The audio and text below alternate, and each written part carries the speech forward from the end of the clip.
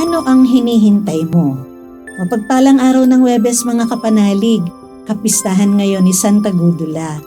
Ito po si Sister Rose Agtarap ng Daughters of St. Paul para sa mabuting balita. Atin ang pagnilaya ng Ebanghelyo ayon kay San Lucas.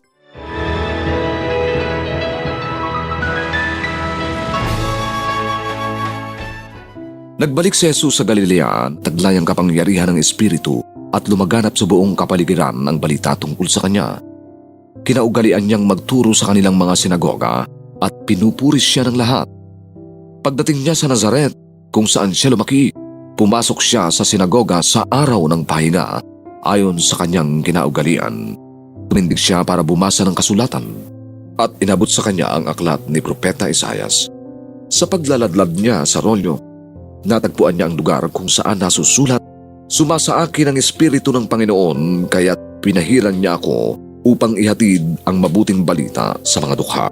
Sinugo niya ako upang ipahayag ang paglaya sa mga bilanggo, sa mga bulag, ang pagkabawi ng paningin upang bigyang ginhawa ang mga api, at ipahayag ang taon ng kabutihang loob ng Panginoon."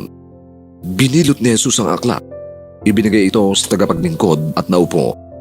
At nakatuon sa kanya ang mga mata ng lahat ng nasa sinagoga. Sinimulan niyang magsalita sa kanila. Isinakatuparan na ang kasulatang ito ngayon habang nakikinig kayo. At sumang-ayon silang lahat sa kanya habang nagtataka sa gayong pagpapahayag ng kabutihang loob ng Diyos na nanggaling sa kanyang bibig. At sinabi nila, Hindi ba't ito ang anak ni Jose?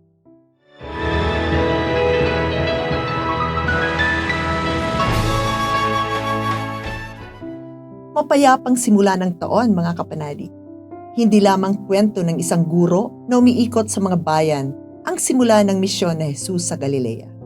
Kwento rin ito ng kapangyarihang nagmumula sa Espiritu Santo. Kapangyarihang nagpapagaling, nagbubukas ng mga mata, at nagbibigay ng bagong pag-asa sa mga pagod na puso. Tahimik ang pagdating ni Jesus sa Nazaret, sarili niyang bayan. Walang engranding pa-welcome. Tapat si Jesus, kaya kahit walang pumapalakpak, kahit ordinaryong araw lang, pumasok siya sa sinagoga gaya ng kanyang nakaugalian. Tinuturuan tayo na hindi nakikita sa malalaking gawain ang tunay na kabanalan, kundi sa pagiging tapat araw-araw. Binasa ni Jesus ang aklat ni Isaías. Pinahayag kung sino siya at kung ano ang kanyang misyon. Magpahayag ng mabuting balita sa may hirap, magpalaya sa mga bihag, magbigay liwanag sa mga bulag, kanlungan ng mga inaapi, at ipahayag ang panahon ng pagliligtas ng Panginoon.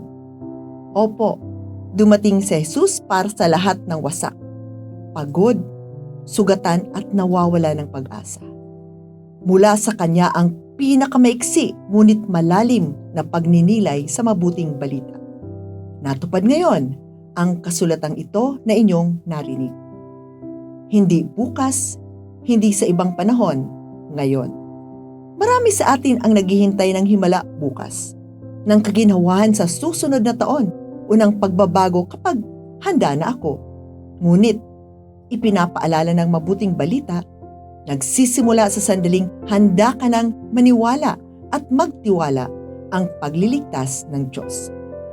Mga kapanalig, kahit gaano karami ang sugat mo, emosyonal, espiritual o pinansyal, may misyon si Jesus para sa iyo, para palayain ka, pagalingin ka at gawin kang tanglaw sa mundo. At tulad ng mga tao sa sinagoga na namangha sa Kanya, maaari ka ring mamangha sa gagawin ng Diyos sa buhay mo simula ngayon. Mga kapanalig, maraming salamat po sa inyong suporta sa aming misyon, lalo na sa mga donors at sponsors ng mabuting balita.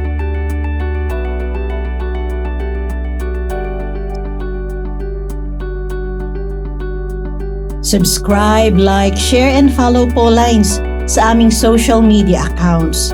At patuloy kaming humihingi ng inyong tulong upang maipagpatuloy ang programang ito. Maaari po ninyong ipadala ang inyong love offerings at donasyon sa aming donations channels. Makakaasa kayo na kasamang lagi ang inyong mga intensyon at kahilingan sa aming panalangin araw-araw. Ito pong muli si Sister Rose na nag-aanyaya sa inyong manalangin. Banal na sanggol, pinawi mo ang kadiliman sa sanlibutan noong dumating ang iyong liwanag sa aming buhay. Pasinagin mo sa amin ang iyong paglingap upang makapamuhay kami bilang mga kapatid mo, ngayon at kailanman. Amen.